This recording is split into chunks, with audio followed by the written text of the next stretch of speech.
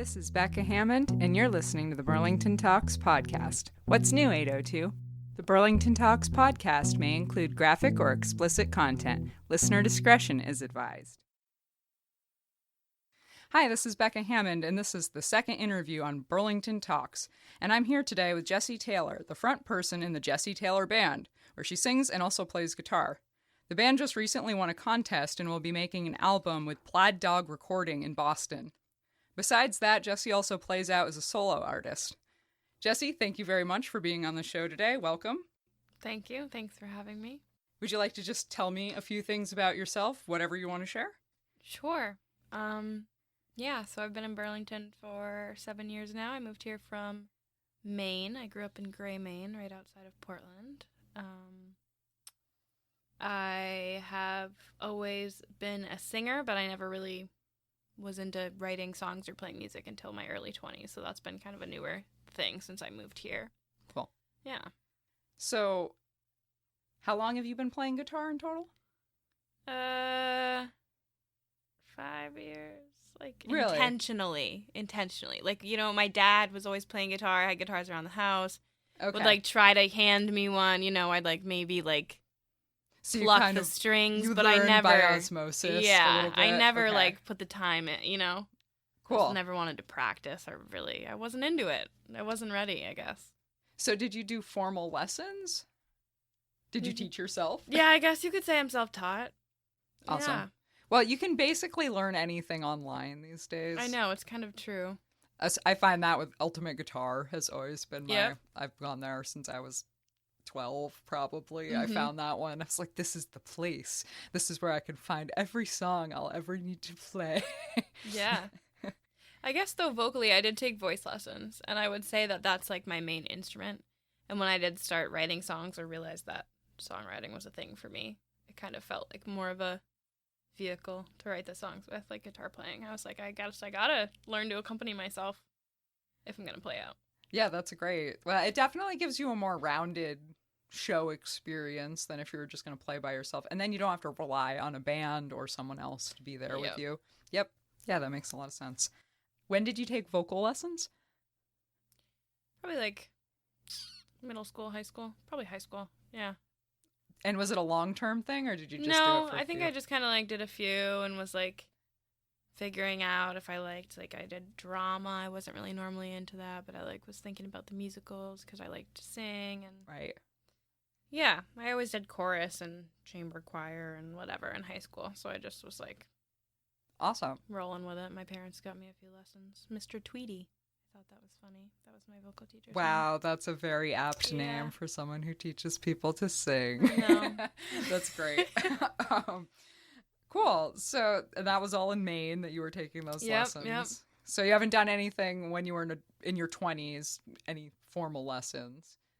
I took a couple when I moved here just to like refresh because I kind of took a few years off from like singing and yeah, understandable. You know, whatever. When I was like, am I gonna go to college? Those years of weirdness.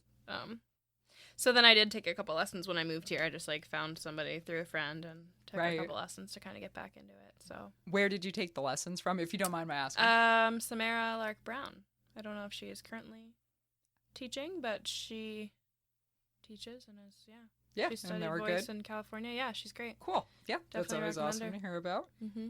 I've heard a few different places around town that people like going, and I've never taken formal lessons since I've been an adult. I always took them when I was in high school. It was just super convenient back then.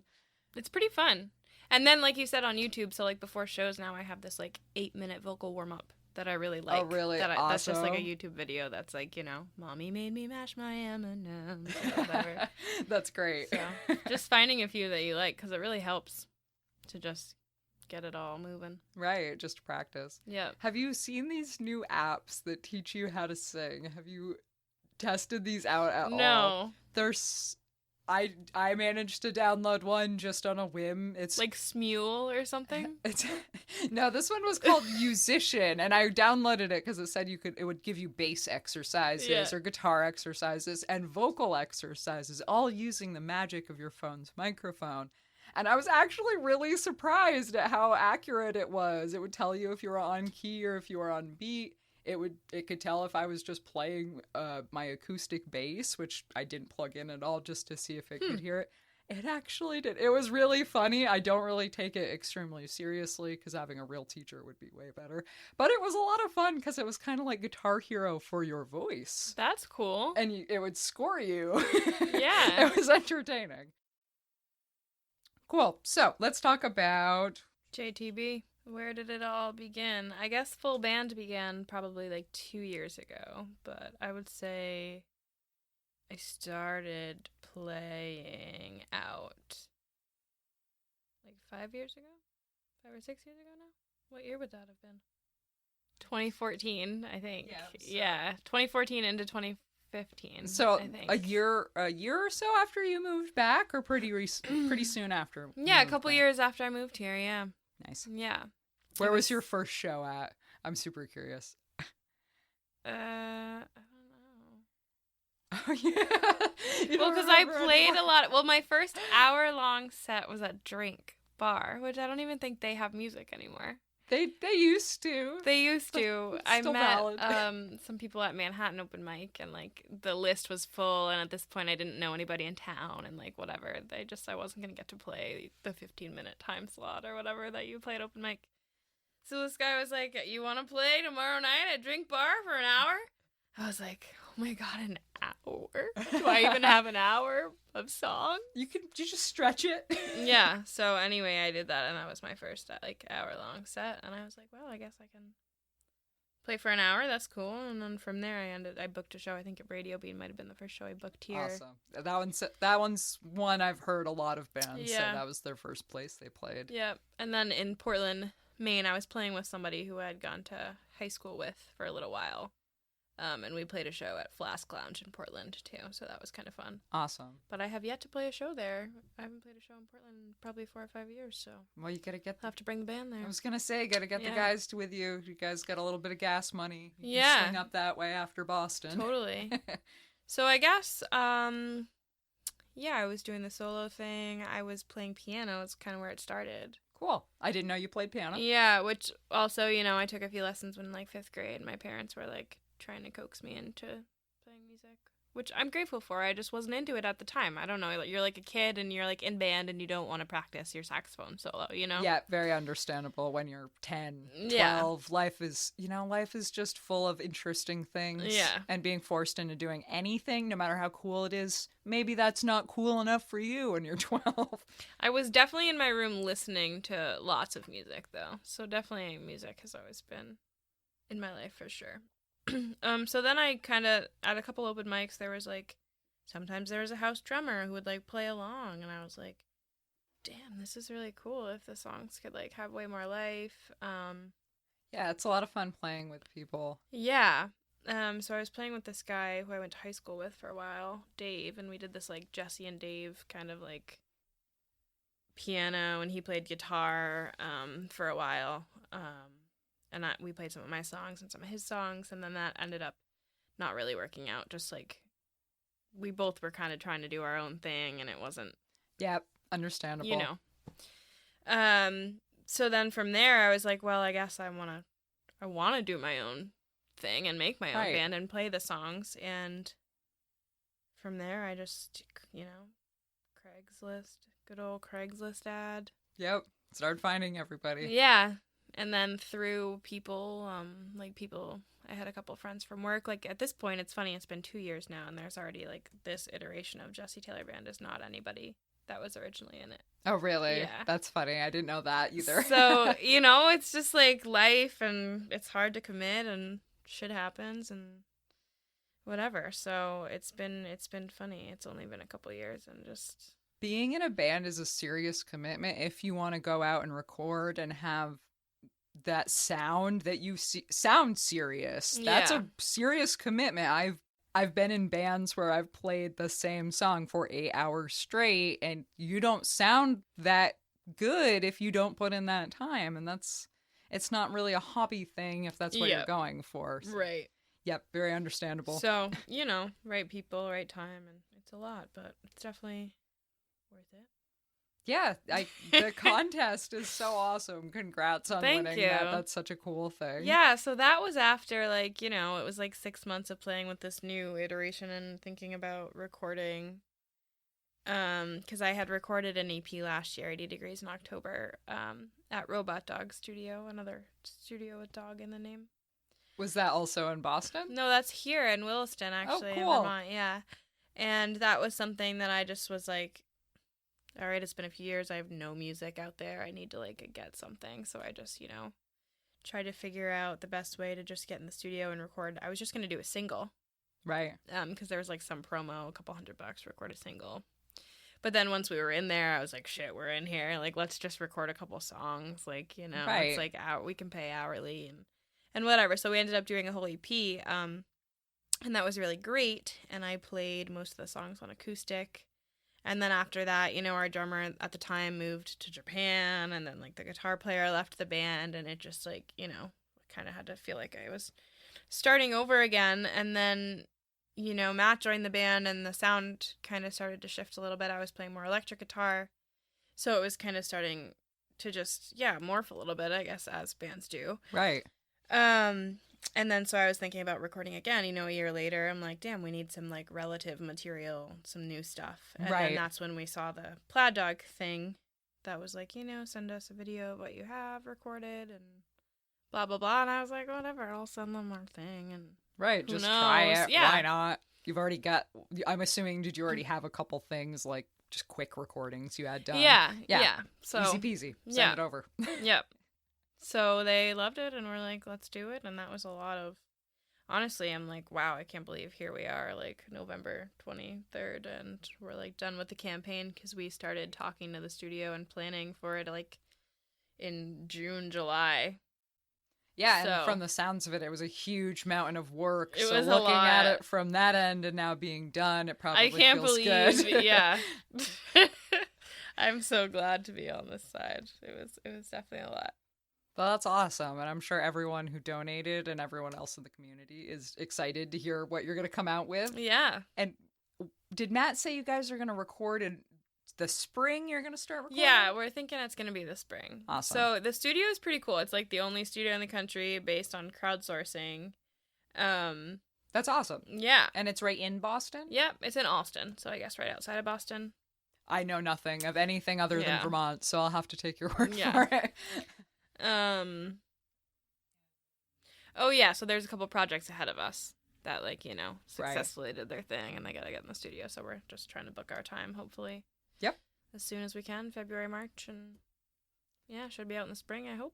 Yeah. Is everything that Plaid Dog does the same sort of crowdsourcing platform where they have a contest, they find somebody, or is this, do some people just come forward and ask them? I think some people come forward and ask. You can, like, submit. I think they have, like, a rolling submission.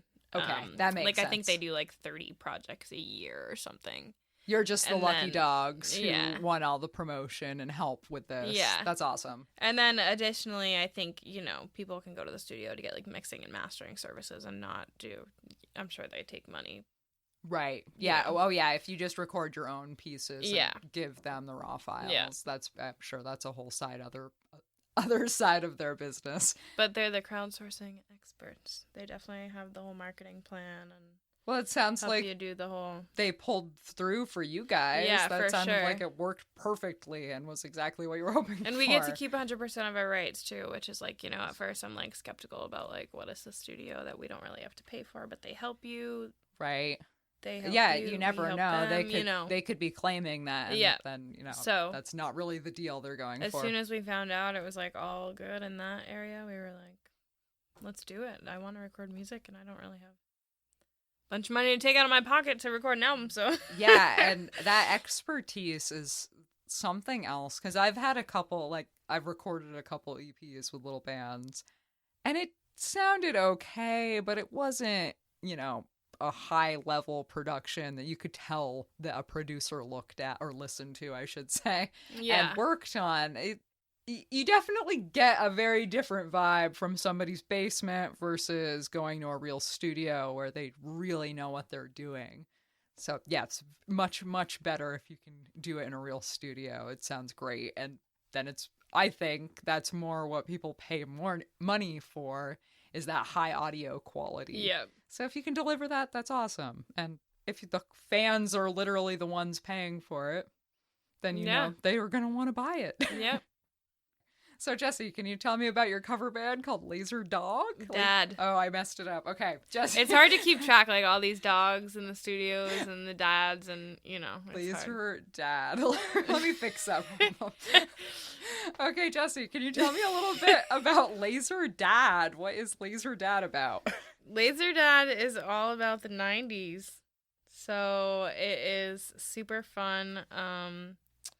I knew the guitar player just, like, through, you know, I think we had jammed together a few years ago, just, like, looking for people to play with and whatnot. And they had formed this band, like, a year ago, and their singer, Alex, was moving to New York City. So he reached out and was like, oh, I heard 80 Degrees in October. I loved your AP. You know, we're doing this 90s project. Would you be interested in singing some 90s songs? And I was like, yes. I didn't even have to think about it. Yes, seriously.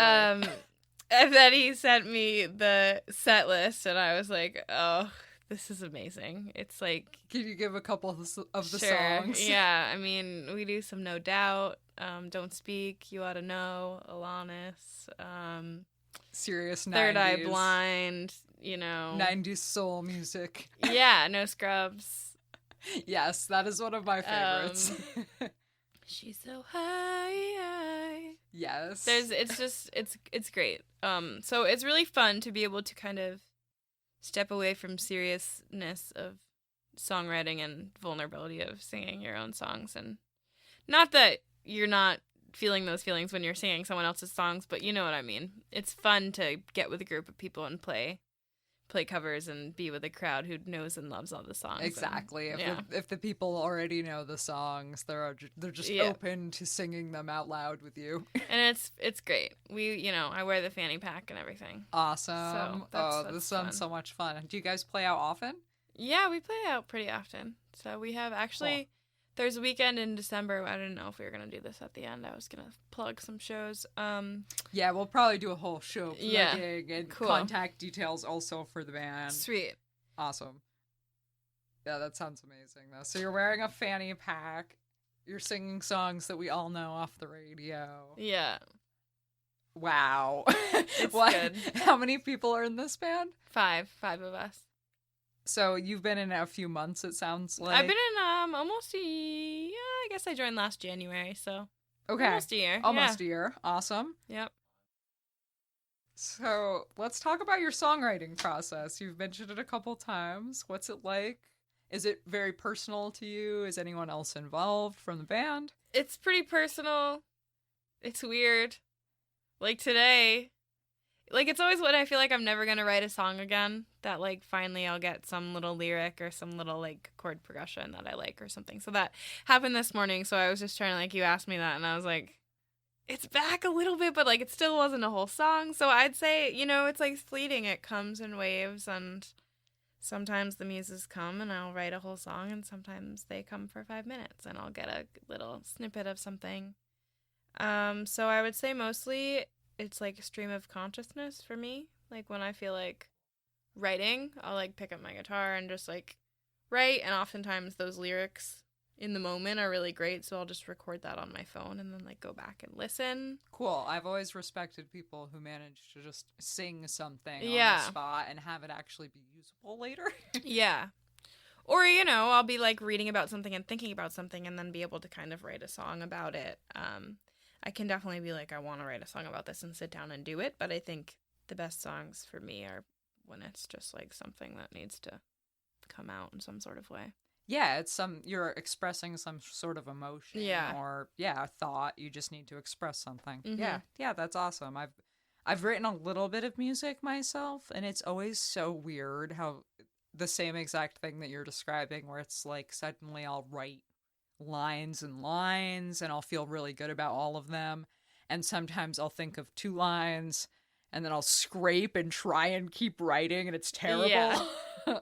Yeah, it's fun. It's interesting how different people write, because I hear some people can just write in a group, and that one's always so interesting to me when people can just bounce off each other and just do that. So nothing like that with you guys?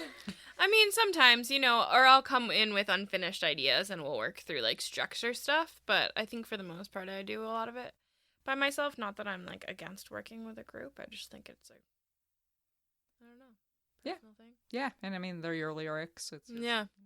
Yep. Totally understood.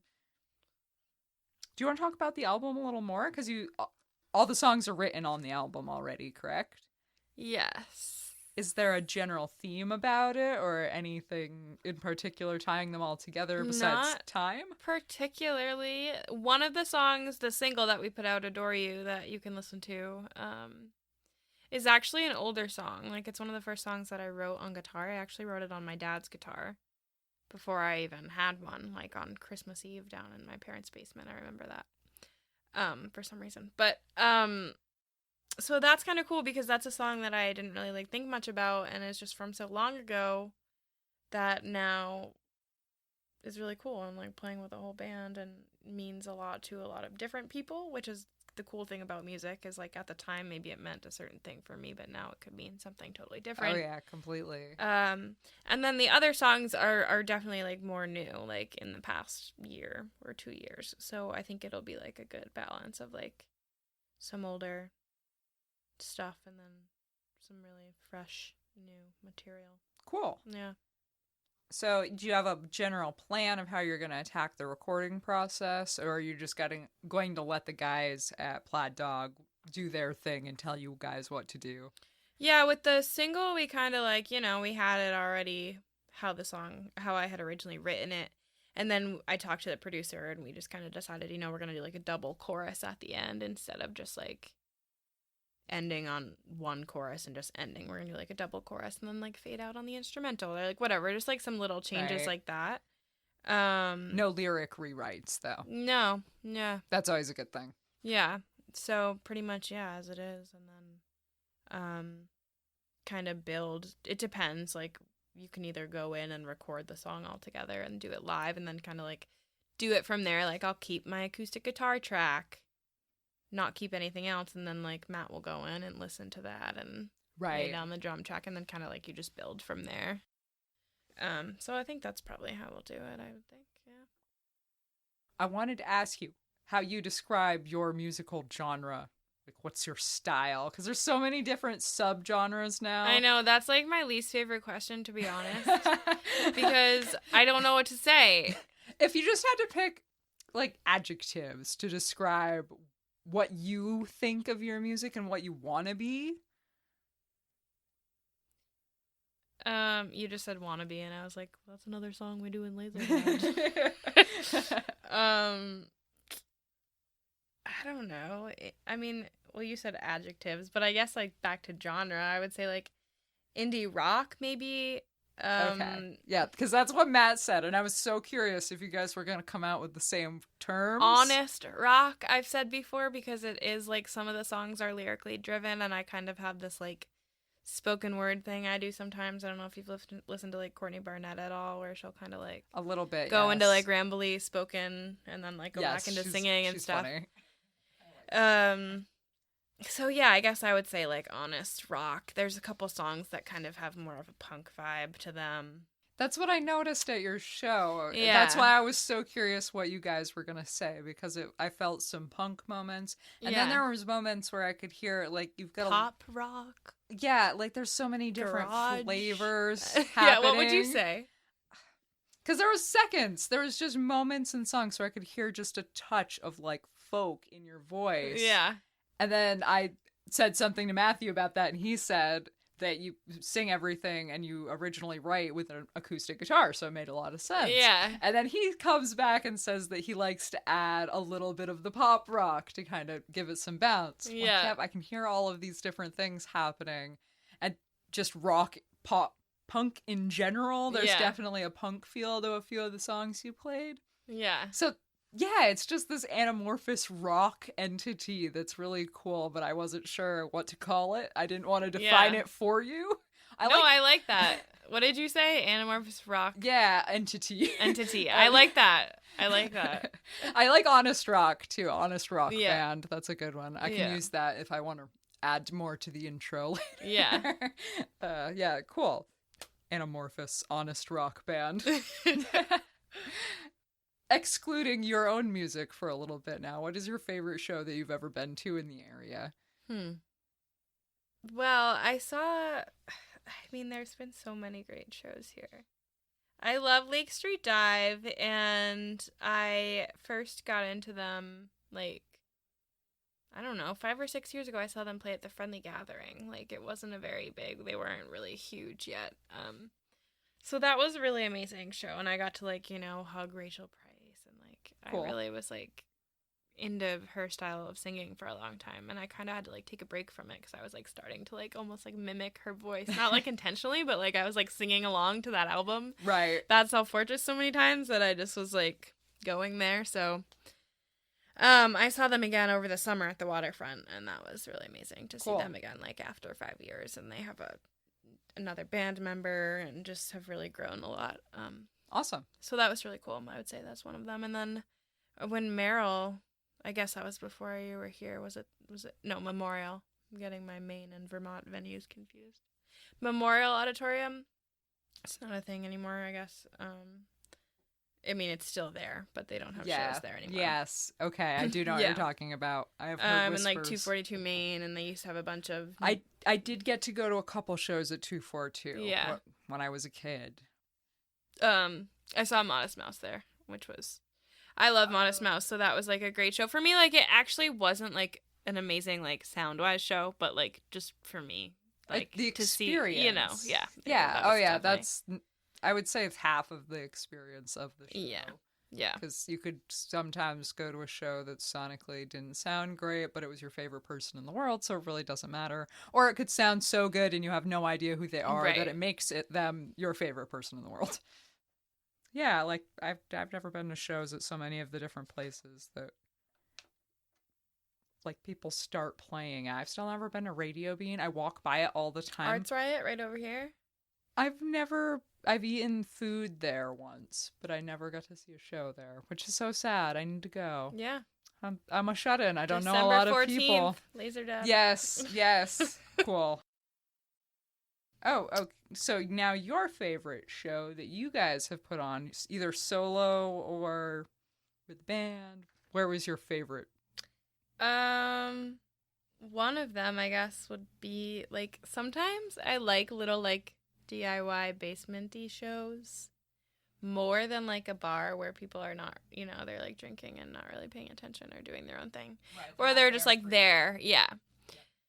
There was a show we played at the Gloom Garden in Winooski, and there was a few other bands there, and there wasn't that many people there, but everyone that was there was just, like, standing right in front of us, like, all listening really intently. And then there was one song where they, like, all, like, grabbed, they put their arms around each other and were, like, swaying while we were, like, playing the slower song, and it just was amazing. So I was like, wow, I really appreciate sometimes a little listening room show more than, the big shows are fun too, but... Oh yeah, the intimate, like, you feel like you're singing to these people. Yeah. And they really appreciate it. You are. Yeah. What's your favorite part of living in Burlington? Probably the community aspect of it. I think growing up, everybody throughout, like, their adolescence and growing up years is, like, trying to fit in or dealing with what that really means to them, and whatever, when we all just gotta, figure out how to belong to ourselves anyway, but that's a whole nother conversation. But I moved around schools a lot, and I never really knew what I liked to do, and I finally feel like when I moved here, I've, like, been able to find my people and find my things that I like, and, and find my coffee shops that I like to go to, and my yoga studio that I go to and teach at, and have met so many amazing people through that and through music. And cool. I didn't know you taught yoga. I guess That's there was awesome. another thing we could... Yeah, I'd love to hear about it. It's awesome to hear. Yeah. I also feel the same way about the area because I grew up in the middle of nowhere and was bullied constantly when I was a kid and never felt like I really belonged out there. And I still feel that way, but in Burlington, I don't feel that way at all. I feel like I fit in just as much as anyone else in this area, so I very much feel that community vibe. You're a yoga instructor. Yep. You're in a cover band from the 90s, which is amazing. Laser Dad. I needed to re-say the name because it's just so amazing. Laser Dad, the 90s band. And you're also in your own band, Jessie Taylor Band, the Jessie Taylor Band. And you also play solo shows. Is there anything else you're hiding that you do in this community that is really cool that we could talk about? Well, I think that's pretty much all I have to offer right now. That's quite a lot. Well, it's funny because my other side hustles are like dog sitting, house sitting, but I don't need to plug myself for that right now because I have like my sweet spot of like amount of gigs per year. I'm like figuring that, Yeah, definitely gonna rein it in a little. Yeah. I think that's good for now. Yeah. But I've found that is better for me. This is like, I guess it's been a year and a half now of like not working a 40-hour-a-week job, just like pushing myself to do that because that's what everybody is doing and need to pay my bills and blah blah blah. I did the food service thing for like 10 years and was like so miserable. So I'm like, my brain just does way better with like 5 different little things throughout the week. Oh yeah, that's awesome. Yeah. And if you can live that way, that's what so many other people aspire to do, is just live being happy and support themselves. That's the dream, right? Yep. So the yoga studio, where is the yoga studio located? So Sangha, there's 2 locations. There's one on Pine Street, 120 Pine Street, I believe. It is, so not over here. It's kind of more in town. Yeah, that's what I was thinking. Yeah. The far end of Pine Street, near the city. Yeah, so it's kind of like across from Ski Rack, kind of over there in that area. Cool. And then there's one in the Old North End too, which is very convenient because it's like 5-minute walk from my apartment. Awesome. On North Winooski. So that's like right near, I guess they're building like a new grocery store across the street from where that is right now. It's kind of near like Bush and Babes. I don't know if you're familiar with that area at all, but. That's awesome to hear, though. We could always use some more grocery stores. Yeah. So, but that's been awesome. Yeah, it's a really great studio and there's like so many teachers and class options, restorative and yin and flow and. Awesome. Slow massage flow. So do you teach at both locations? I do right now for like one more the last week of November, and then I'm going to be just teaching over at the North Studio. Yeah, I don't blame you for the winter, just not driving. Yeah. Sounds just like, good. Boom, walk out of my house, it's right there. So cool. Yeah. So do you specialize in any special type of yoga? I just do flow, pretty much regular hatha flow. Yeah, move with breath, nothing too. I know nothing of yoga terms, so everything you just said to me sounds amazing.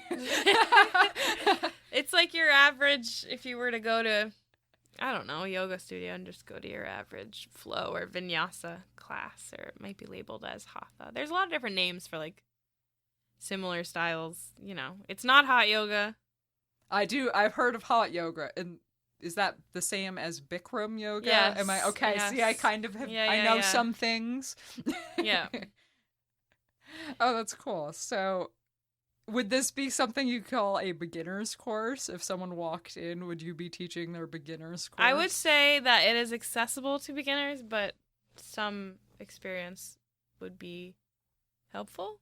Okay, so it's a little more intermediate. Yeah, like if you would maybe want to know some of the basic poses, like down dog and. Right.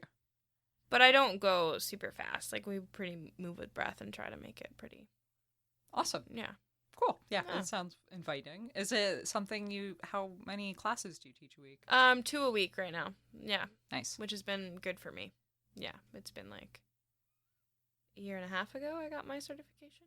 And I kind of cool. did my teacher training and wasn't really sure if I wanted to teach. I just was like, felt like I wanted to do that for myself to deepen my practice. And it was with 2 teachers who I really liked and felt the most connected with. And I was like, oh, they're doing a teacher training. I definitely need to do that. So I kind of was like, I don't even know if I'm going to want to teach.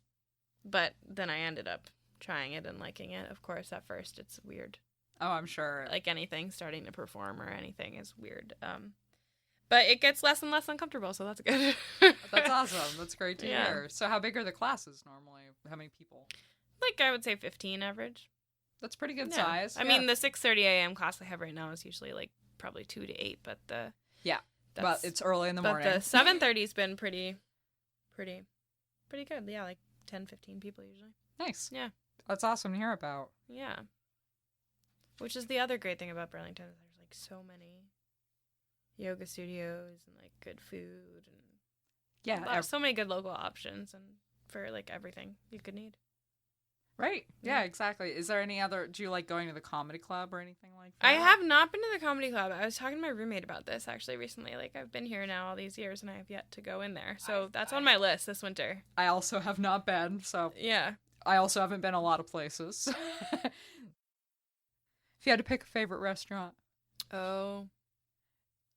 Someone held you down, made you pick. I know it's hard. I almost was like, what genre? That's not like a word you use for restaurants. What's the word I'm looking for? Cuisine type. Okay, Revolution Kitchen was on the tip of my tongue, and I wanted to say it as soon as you asked that, and maybe that's because I went there last night. But maybe that's because it's one of my favorite restaurants. But if I'm in the mood for, like, pho, I'm going to Pho Hong. Right. Tiny Thai. Yeah. Oh, yeah. That's the great thing about this city. Revolution Kitchen. Really good. Awesome. I'm also a vegetarian, so, obviously that influences my decision. Yes. In being a vegetarian restaurant, but... Can't go to every single place and get quite as great of a meal. Yep. I feel you. I've been doing the keto diet and finding good salads is turning into this whole adventure that I never thought would be so hard. Have you been to Tom Girl? I have not. Where's that one located? A little expensive, but it's really good, and I bet they could hook you up. The Soda Plant? Nope, I haven't. See, I haven't heard. Plug away. It's like Pine Street. I mean, shit. Soda. Is that one way down near the end? Because I've walked this Citizen end. Cider. Yes, okay. That's good stuff. I don't know if it's before or after that. It's like a big parking lot. It's like a big square parking lot. Brio Coffee Works. Okay, yes, I have seen this The place. Soda Plant is what the whole area is called. But anyway, there's a place called Tom Girl Juice. Obviously, really? They have amazing juices, but they also have like a big ass salad bar. Oh, with like avocado and are they open eggs and for dinner? I don't know.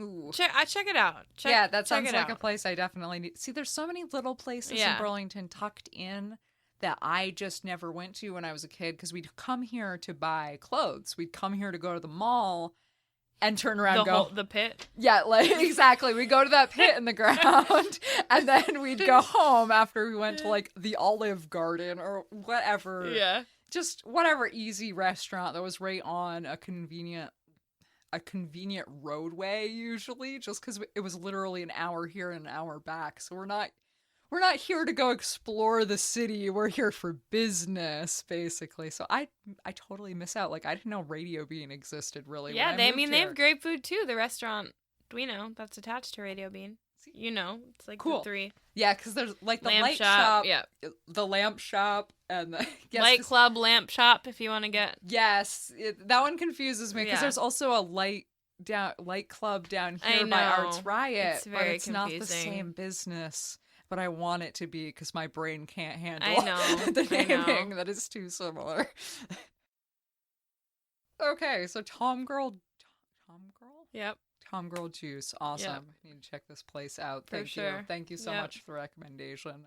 Love it. Need those. Don't know where anything is.